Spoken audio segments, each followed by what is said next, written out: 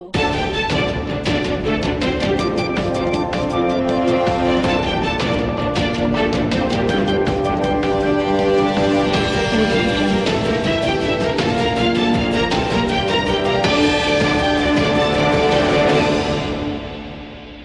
વિસનગર શહેર તથા તાલુકાના FPS એસોસિએશન દ્વારા તાલુકા સેવા સદન ખાતે મામલતદાર કચેરી ખાતે પહોંચીને આવેદનપત્ર આપવામાં આવ્યું હતું, જેમાં સરકારશ્રીને રજૂઆત કરવામાં આવી હતી કે છેલ્લા કેટલાક સમયથી રાજ્યના રેશન ડીલરના પડતર પ્રશ્નની વારંવાર લેખિત અને મૌખિક રજૂઆતો કરવા છતાં સરકાર દ્વારા સતત ઉપેક્ષા કરવામાં આવી રહી છે, જેના કારણે આજે તાલુકા સેવા સદન ખાતે મામલતદાર તથા પુરવઠા મામલતદાર શ્રીને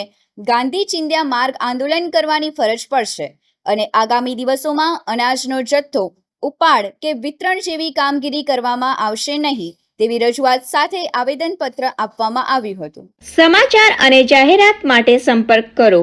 પ્રકાશ સોની 94 294 35 034, અલ્પેશ બારોટ 93 774 26 544. વિસનગર કે ન્યૂઝ.